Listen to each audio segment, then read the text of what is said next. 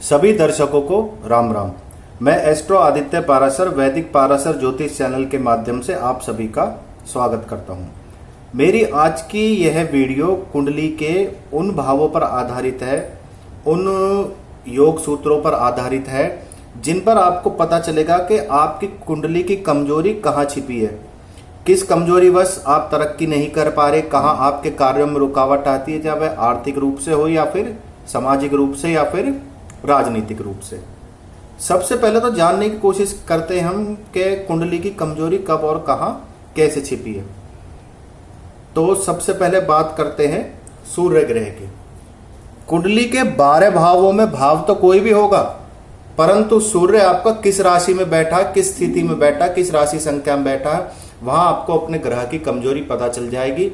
यह कुंडली आपके जन्म से भी हो सकती है। सूर्य 7वें 10वें या 11वें भाव में अगर जन्म से लगन कुंडली में बैठा हो तो साल 6 महीने में कुछ ना कुछ उससे संबंधित नकारात्मक चीजें आपको देखने को मिलेंगी और कुछ ना कुछ अनिष्ट सूर्य से संबंधित होगा जो वह जीवन में होता रहेगा। सूर्य जिस भाव में बैठेगा 7वें 10वें या 11वें नंबर की राशि में, उस भाव को वह कमजोर करेगा, चाहे वह शरीर का भाव हो, धन का भाव हो, माता का भाव हो, भाग्य का भाव हो, पिता का भाव हो। परंतु 7, 10 और 11 नंबर की राशि में बैठने से सूर्य के फल वही होते हैं जो मैं बताता हूं, सिर्फ भाव को ही कमजोर नहीं करता, उसके जो नकारात्मक प्रभाव है वह किस प्रकार होते हैं, इसका वर्णन मैं आपको संक्षेप रूप में बताता हूं। सबसे पहले तो हमने देख लिया कि 7वें 10वें और 11वें नंबर की राशि में सूर्य कमजोर है, भाव कोई भी हो सकता है। दूसरा, अगर वर्षफल के माध्यम से सूर्य कभी 7वें 10वें या 11वें नंबर की राशि में आके बैठ रहा है तो वर्ष भर इसका असर देखने को मिल सकता है। ऐसे व्यक्ति को अपने मेहनत अनुसार प्रसिद्धि, मान और प्रतिष्ठा नहीं मिल पाती, उसके जीवन में यश की भी कमी रहती है और अच्छा काम करने पर उसकी प्रशंसा नहीं होती। आत्मविश्वास और इच्छा शक्ति की व्यक्ति में कमी होती है। प्रतिभा होने पर भी अपनी प्रतिभा का ठीक से प्रदर्शन ऐसा व्यक्ति नहीं कर सकता। जो लोग सरकारी जॉब पे है, प्राइवेट जॉब पे है, सूर्य नीच का होने पे उन्हें अपनी कभी मेहनत का फल नहीं मिलता और अपने सीनियर अधिकारियों से या बॉस से उनकी अनबन रहती है, जिसके कारण उन्हें प्रमोशन नहीं मिलती। पिता और पुत्र के सुख में कमी होती है, वैचारिक मतभेद होता है और सरकारी कार्यों में बहुत ही अड़चने आती हैं। ऐसे व्यक्ति की इम्यूनिटी पावर भी कमजोर होती है, जिससे स्वास्थ्य संबंधित समस्याएं लगी रहती हैं, जैसे हेयर फॉल, बालों का झड़ना, हृदय रोग, हड्डी, कैल्शियम से जुड़ी समस्या या आंखों से जुड़ी समस्याएं। आपको सूर्य की स्थिति मजबूत करनी होगी। जब भी 7वें 10वें या 11वें नंबर की राशि में सूर्य हो, आपको आदित्य हृदय स्त्रोत का पाठ प्रतिदिन करना है। विशेषकर रविवार को या प्रतिदिन गेहूं का, गुड़ का या तांबे का दान देना है और पक्षियों के लिए गेहूं डालेंगे तो इसमें भी आपको लाभ होगा। दूसरा, आप एक मुखी रुद्राक्ष धारण कर सकते हैं या फिर माणिक लॉकेट के रूप में या फिर अपने उंगली में जरूर धारण करें, जिससे आपको सूर्य की स्थिति में सुधार होगा और सूर्य आपको अच्छे फल देने लगेगा। लाल किताब अनुसार अगर उपाय देखा जाए तो तिल के तेल का दान मंदिर में अच्छा माना जाता है, लाल फूल का दान अच्छा माना जाता है और गेहूं और गुड़ का दान सूर्य के लिए बहुत अच्छे माना जाता है। तांबे के लोटे से प्रतिदिन सूर्य को अर्घ दें, उसमें केसर और चावल और सिंदूर मिलाकर ही अर्घ दें तो सूर्य की स्थिति में सुधार होगा। इसके अलावा आप केसर का तिलक लगाएंगे तो भी सूर्य की स्थिति सुधरेगी। अब बात करते हैं चंद्र ग्रह की। चंद्र की स्थिति कुंडली में कब अशुभ प्रभाव देती है। चंद्रमा जब भी कुंडली में अपनी अच्छी स्थिति नहीं होगा, नकारात्मक प्रभाव देगा, तो वह 6, 10वें या 11वें नंबर की राशि पे बैठा होगा। भाव कोई भी हो सकता है, भाव को जो ग्रह नीच का होकर बैठा उस भाव को कमजोर जरूर करता है। ऐसा व्यक्ति छोटी छोटी बातों पर रोने लगता है, बहुत जल्दी इमोशनल हो जाता है, कही सुनी बात को अपने दिमाग में बैठा लेता है, सेंसिटिव दिमाग का होता, मानसिक रूप से अपने आप को परेशान करता है या फिर डिप्रेशन में रहता है। अशुभ चंद्रमा ज्यादातर मानसिक पीड़ा देता है, डिप्रेशन देता है या व्यक्ति की स्मृति या याददाश्त को भी कमजोर करता है। माँ और माता पिता से संबंध में भी ऐसे व्यक्ति को दिक्कत आती है, विशेषकर माता से। ऐसे व्यक्ति को पानी से डर लगेगा और जरा सी विपरीत परिस्थिति होने पर उसके अंदर आत्मग्लानि या आत्महत्या की स्थिति उत्पन्न होती है। चंद्रमा नीच का होने पर व्यक्ति को जुकाम, अस्थमा, फेफड़ों से संबंधित परेशानी हो सकती है और उसकी एकाग्रता में भी कमी आती है। आपको क्या करना है? अगर चंद्रमा की स्थिति अच्छी करनी है तो सबसे पहले चांदी का लॉकेट धारण करें जिसपे शिव या ओम या फिर त्रिशूल बना हो सफेद धागे में। दूसरा, प्रतिदिन शिवलिंग पे जल चढ़ाएं। हो सके तो रुद्राभिषेक करके अस्थायी प्रतिष्ठा शिवलिंग के घर में कर ले। शिवलिंग का आकार आपके अंगूठे के बराबर को, शिवलिंग सफेद रंग की ही होनी चाहिए या फिर सफ्टिक शिवलिंग हो। इसके अलावा आप सफ्टिक की माला चांदी के साथ धारण करेंगे तो चंद्रमा के अशुभ प्रभाव से मुक्ति मिलेगी। 2 मुखी रुद्राक्ष जरूर धारण कीजिए, उसे भी चांदी के साथ ही धारण कीजिए। पीले धागे में धारण कीजिए। सोमवार के दिन धारण कीजिए। सोमवार के दिन आप चावल का 1.25 किलो चावल का या फिर खीर का दान या पूर्णिमा वाले दिन जरूर दे सकते हैं। सत्यनारायण भगवान का व्रत करें तो चंद्रमा की स्थिति सुधरती है। तो ये बताया मैंने आपको चंद्रमा के नकारात्मक स्थिति को सही करने के उपाय। अब बात कर लेते हैं मंगल की।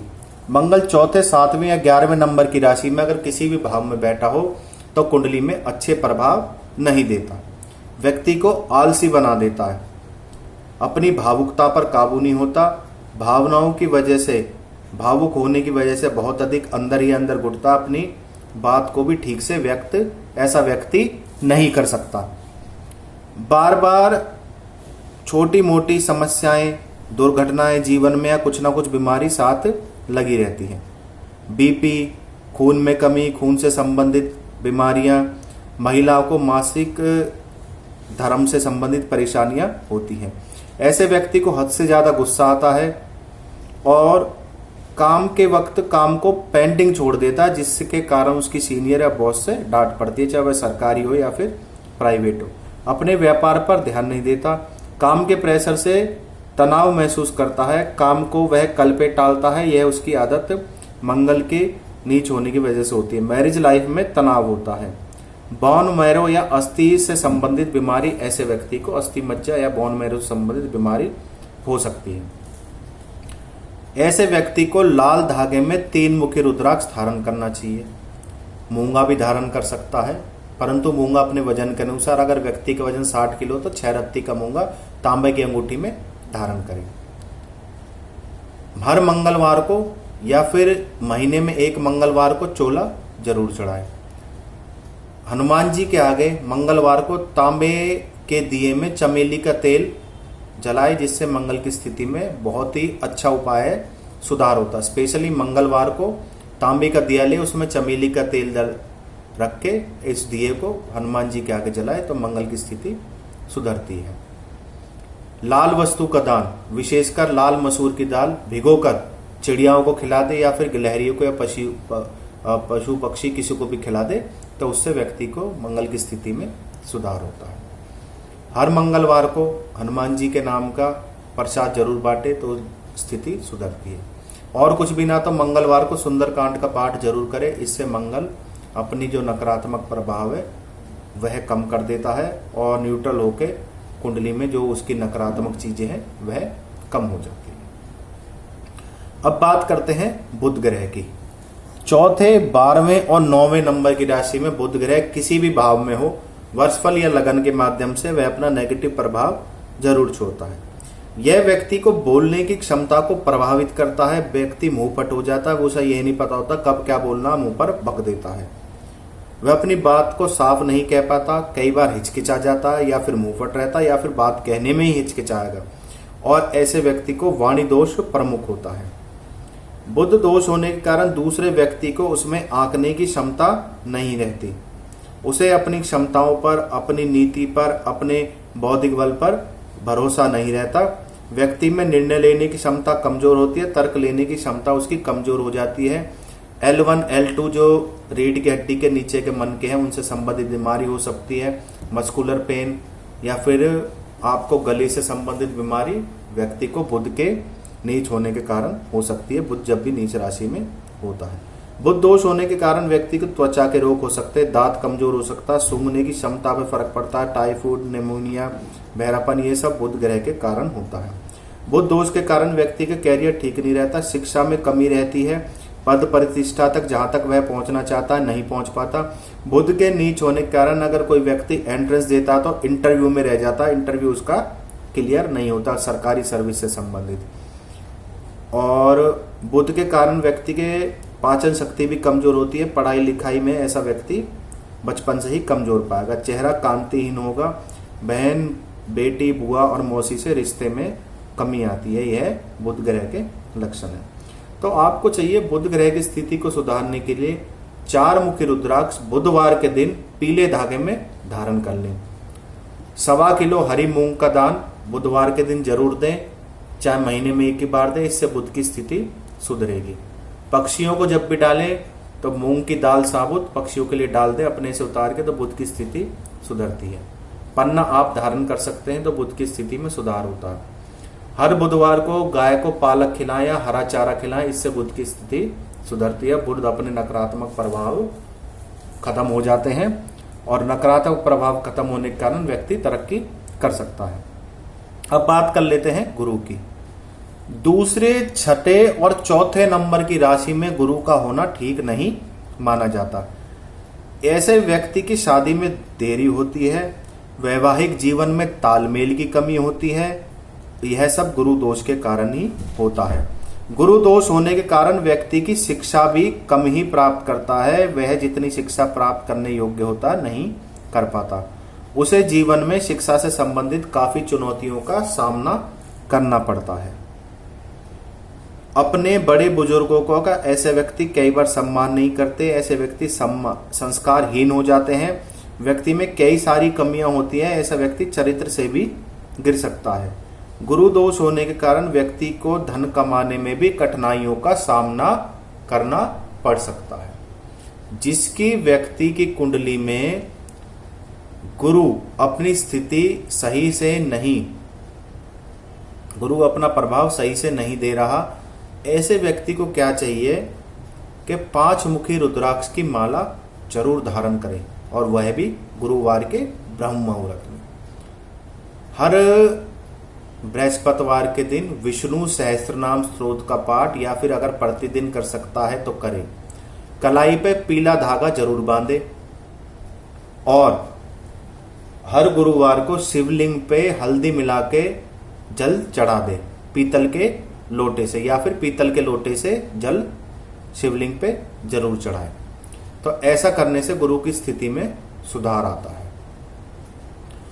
और गुरु से संबंधित सबसे अच्छा उपाय है गुरुवार के दिन पीली वस्तु का दान, जैसे भुने हुए चने हो गए, इस तरह गुड़ हो गया, या फिर आपका 1.25 किलो अनाज हो गया, गेहूं हो गया, पीली दाल होगी, इस तरह के कोई भी पीली वस्तु का दान गुरुवार के दिन जरूर करे तो गुरु की स्थिति सुधरती है और व्यक्ति जीवन में तरक्की करता है। अब बात कर लेते हैं शुक्र की। शुक्र कब अशुभ प्रभाव देता है जीवन में? शुक्र 5वें या 6ठे नंबर की राशि में अशुभ प्रभाव देता है। शुक्र के कारण व्यक्ति को वित्त संबंधित परेशानियों का सामना करना पड़ता है। अपने जीवन साथी से प्रेम स्वभाव में कमी आती है और ऐसे लोग स्वयं अपने जीवन साथी को खासकर गृहिणियां आकर्षित करने में कामयाब नहीं होती। ऐसा व्यक्ति चरित्र से भी गिर सकता है। धन जमा करने में उसे कठिनाइयों का अनुभव करना पड़ता है। जीवन में आने वाली चुनौतियों को ऐसे व्यक्ति को समझना पड़ता है, जिसके वह दूरी बना लेता है और जीवन में कठिनाइयों का सामना करना पड़ता है। गृहस्थ जीवन में सुधार ऐसे व्यक्ति के बहुत मुश्किल है। विवाह में देरी होगी और विवाह होगा तो गृहस्थ जीवन में कुछ ना कुछ अड़चनें जरूर आएंगी। तो शुक्र के अशुभ प्रभाव कैसे दूर हो सकते हैं? आपको स्फटिक की माला 6 मुखी रुद्राक्ष के साथ धारण करनी है तो शुक्र के अशुभ प्रभावों से मुक्ति मिलेगी। दूसरा, शुक्रवार के दिन अपने हाथ की बनी अध कच्ची लोई गाय को जरूर खिलाएं चाहे पालक की रोटी खिलाएं, चाहे कुछ भी खिलाएं, विशेषकर पालक मिला के अगर गाय को आप शुक्रवार के दिन कुछ खिलाते हैं तो स्थिति में सुधार होगा। चांदी का तार का टुकड़ा अपने पर्स में जरूर रखें। जरकन या फिर ओपल धारण करें शुक्र की स्थिति को सुधारने के लिए।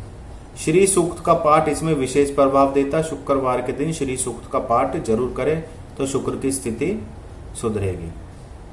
अब बात करते हैं शनि की। शनि पहली, चौथे और 5वें नंबर की राशि में जब भी मौजूद होगा तो जीवन में कुछ ना कुछ अशुभ प्रभाव देखने को मिलते हैं। ऐसे व्यक्ति को आजीविका के लिए लंबा संघर्ष करना पड़ता है। उसे या तो नौकरी नहीं मिलती या फिर बार बार नौकरी बदलने की स्थिति बन जाती है, और व्यापार में व्यक्ति ठीक से सेटल नहीं हो पाता। कई बार उसे नुकसान उठाना पड़ता है, चाहे उसे व्यापार पैतृक रूप से ही प्राप्त क्यों ना हुआ हो। ऐसे व्यक्ति को कोई बीमारी लंबे समय तक रह सकती है जिससे वह जल्दी ठीक नहीं होता। आंखों से संबंधित बीमारियां, पेट से संबंधित, बालों का झड़ना, ये सब अशुभ शनि की निशानी है। ऐसा व्यक्ति धर्म कर्म पर विश्वास कम करता है और सिगरेट, शराब, जुआ आदि इन व्यसनों में पड़ जाता है।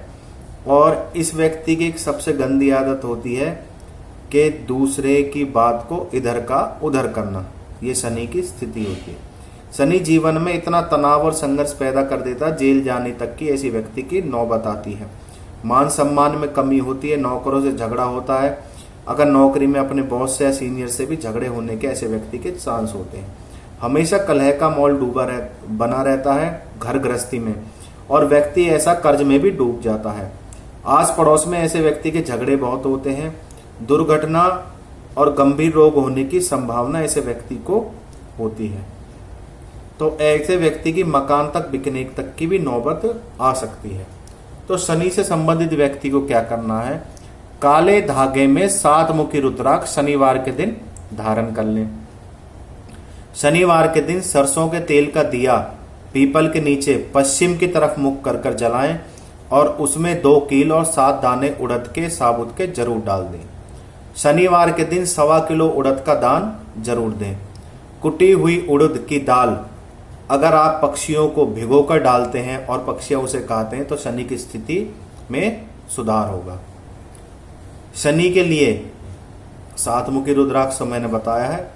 इसके अलावा व्यक्ति प्रति शनिवार को लाल किताब अनुसार अगर नमक का दान देता है, शनि की स्थिति सुधरती है।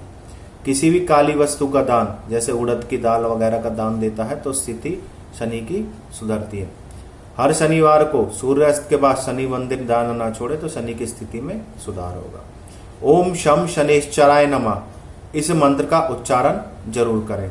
और जहां तक हो सके शनिवार को सुंदरकांड या बजरंग बाण का पाठ करेंगे तो शनि की स्थिति में अपने आप ही सुधार आना शुरू हो जाएगा और व्यक्ति जीवन में तरक्की करेगा। अब बात कर लेते हैं राहु की और केतु की। राहु 9वें नंबर की राशि में हमेशा अशुभ प्रभाव देता है। राहु धनहानि कराएगा। व्यक्ति के मस्तिष्क के रोग, त्वचा से संबंधित रोग, हड्डियों से संबंधित रोग, दुर्घटना के कारण फ्रैक्चर होने की संभावनाएं रहती है। ऐसी व्यक्ति की सीढ़ियां जो घर की होती हैं उनके नीचे रसोई होगी या फिर सीढ़ियां गलत दिशा में होगी। ऐसे व्यक्ति को बार बार बीमारी का सामना करना पड़ता है। छोटे मोटा कोई ना कोई नजला, कफ, सिर दर्द या कान और नाक से रोग संबंधित रोग लगे रहते हैं। घर के सामान का टूटना, घर में बेजान चीजें जैसे खासकर बिजली की वस्तुएं जरूर मिलेंगी जिसकी राहु की स्थिति अच्छी नहीं होती। ऐसे व्यक्ति को चाहिए 8 मुखी रुद्राक्ष जरूर धारण करें। काले तिल का दान दें। चांदी का चकोर टुकड़ा अपनी जेब में हमेशा रखें। सरस्वती चालीसा का या सरस्वती मंत्र का पाठ जरूर करें। ऐसा करने से राहु की स्थिति में सुधार होता है। कोई भी बिजली का पुराना सामान अपने घर में ना रखें। बाजरा विशेषकर कबूतरों को खिलाए काले तिल मिला के तो राहु की स्थिति सुधरती है। अब बात कर लेते हैं केतु की। जब भी केतु तीसरी राशि में होगा तो ऐसा व्यक्ति मति भ्रम का शिकार होता है। वह सही से फैसले नहीं पे ले पाता, उसे ये नहीं पता चलता कि कब कौन सा फैसला लेना और कब कौन सी बात कहनी, चाहे बिजनेस हो, नौकरी हो, या फिर उसका कोई छोटा मोटा व्यापार हो, दुकान से संबंधित कोई धंधा हो। ऐसा व्यक्ति अपराध की ओर धकेलता है। ऐसा व्यक्ति सच्चाई का साथ छोड़ के गलत कामों को करने लगता है। ऐसे व्यक्ति की संगत अच्छे लोगों से छूटकर गलत सोसाइटी में पड़ जाता है, चरित्र से गिरता है, नशे व्यसनों में पड़ जाता है और अपने माता पिता की अवज्ञा करता है।